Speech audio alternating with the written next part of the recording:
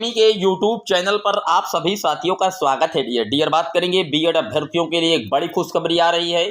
साथ ही बात करेंगे 69,000 शिक्षक भर्ती मामले में सुप्रीम कोर्ट से क्या डिसीजन आ रहा है, क्या सुनवाई को लेकर के क्या अपडेट है, उस पर भी चर्चा करेंगे। लेकिन जितने लोग चैनल पर पहली बार विजिट कर रहे हैं, सब्सक्राइब करके बेल आइकन प्रेस कर लीजिए। डियर, आपकी स्क्रीन पर पहली अपडेट आप देख सकते हैं। राजकीय विद्यालयों में शिक्षकों के 8,905 पद भरे जाएंगे। शिक्षा निदेशालय ने ऑनलाइन भेज दिया है रिक्तियों का दियाचन। यूपी लोक सेवा आयोग चयन के लिए जारी करेगा विज्ञापन।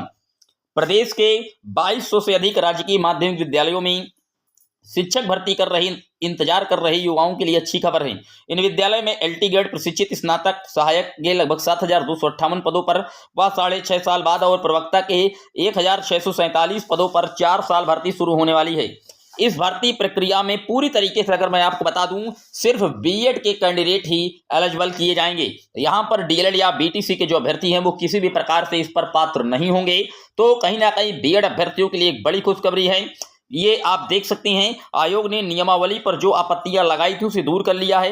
कैबिनेट से मंजूरी मिलने के बाद भर्ती प्रक्रिया शुरू कर दी जाएगी। इस बीच माध्यमिक शिक्षा विभाग ने 7 नवंबर को 8,905 रिक्त पदों का ब्यौरा आयोग को भेज दिया है। नियमावली का कैबिनेट नोट तैयार हो रहा है। मंजूरी मिलने के बाद भर्ती के लिए विज्ञापन जारी कर दिया जाएगा। तो आप देख सकते हैं, जो डाटा है वो नई शिक्षा सेवा चयन आयोग को भेज दिया गया है। केवल विज्ञापन जारी करना है और उसके बाद जो बीएड के कैंडिडेट हैं उनको उनकी एलिजिबिलिटी के इनको एलिजिबल किया जाएगा, क्योंकि केवल बीएड ही होगा। जानते हैं पीआरटी लेवल के लिए ही केवल 1 to 5 के लिए डीएलएड होता है। तो डीएलएड और बीटीसी अभ्यर्थियों के लिए नहीं, लेकिन बीएड अभ्यर्थियों के लिए लगभग 9,000 पदों पर ये एक बड़ी जो शिक्षक भर्ती है वो देखने को मिलने वाली है। डियर, बात कर लेते हैं अगली अपडेट की। अगली अपडेट आप देख सकते हैं 69,000 शिक्षक भर्ती मामले में हुई सुनवाई पर एक बड़े जो अपडेट है वो आप देख सकते हैं। 69,000 शिक्षक भर्ती मामले में जो कि कल सुनवाई होनी थी, बुधवार को भी सुप्रीम कोर्ट में सुनवाई नहीं हो सकी है। इस पर अभ्यर्थियों ने निराशा जताई है। अभी अगली सुनवाई की प्रस्तावित तिथि 10 दिसंबर दी गई है। हालांकि इससे पहले भी सुनवाई संभावित है। अभ्यर्थियों ने एक बार फिर से प्रदेश सरकार से इस मामले में पहल करने की मांग की है। आरक्षित वर्ग के अभ्यर्थियों का नेतृत्व कर रहे अमरेंद्र पटेल ने बताया है कि आज प्रस्तावित सुनवाई अपरिहार्य कारणों से नहीं हो सकी है। उन्होंने कहा कि अभ्यर्थियों को न्याय की उम्मीद बढ़ती जा रही है। वहीं भास्कर सिंह व सुशील कश्यप ने कहा कि सुप्रीम कोर्ट में सिर्फ 2,000 आरक्षण प्रभावित अभ्यर्थी याची बने हैं। ऐसे में प्रदेश सरकार को चाहिए कि वो 10 दिसंबर की होने वाली सुनवाई में याची लाभ का प्रस्ताव प्रस्तुत करें ताकि इस मामले का निस्तारण हो सके। उन्होंने कहा कि वो 1 से 3 दिसंबर तक ईमेल भेज करके राष्ट्रपति, मुख्य न्यायाधीश आदि से जल्द इस मामले की सुनवाई की अपील करेंगे। दूसरी तरफ अनारक्षित वर्ग के अभ्यर्थियों की लड़ाई लड़ रहे विनय पांडे ने कहा कि जल्द ही इस मामले में सुनवाई होने की उम्मीद है। आप जानते हैं उत्तर प्रदेश की 69,000 शिक्षक भर्ती में आरक्षित वर्सेस अनारक्षित का मैटर चल रहा है, यानी कि चयनित वर्सेस अचयनित का मैटर है। यहां पर आरक्षण की गड़बड़ी बताई गई थी। इस पूरी भर्ती प्रक्रिया में 6800 की सूची जारी की गई थी योगी कैबिनेट के द्वारा, लेकिन योगी सरकार ने जो 6800 की सूची जारी करवाई थी उसको इलाहाबाद हाईकोर्ट की सिंगल और डबल बेंच के द्वारा, लखनऊ खंडपीठ के द्वारा रद्द कर दिया गया। पूरी शिक्षक भर्ती को नई चयन सूची के साथ रिविजिट करा करके नई चयन सूची जारी करने का आदेश दिया गया था हाईकोर्ट की डबल बेंच के द्वारा।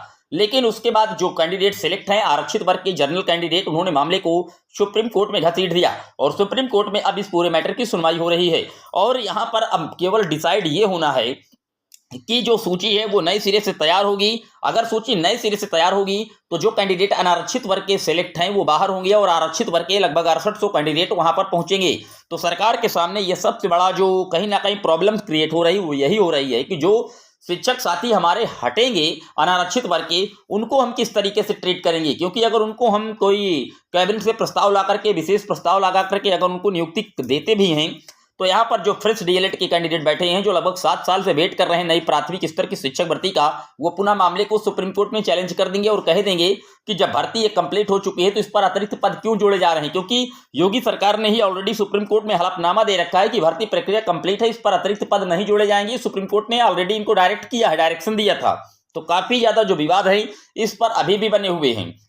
इसको लेकर के अब मामला 10 दिसंबर को सेट बताया जा रहा है, लेकिन उसके पहले भी इसकी सुनवाई हो सकती है।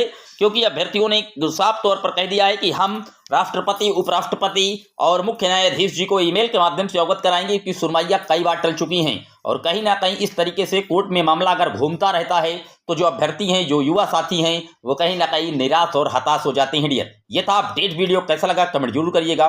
पहली बार है तो सब्सक्राइब कर लीजिएगा। फिर मिलेंगे आपसे एक और वीडियो में, तब तक के लिए जय हिंद, जय भारत।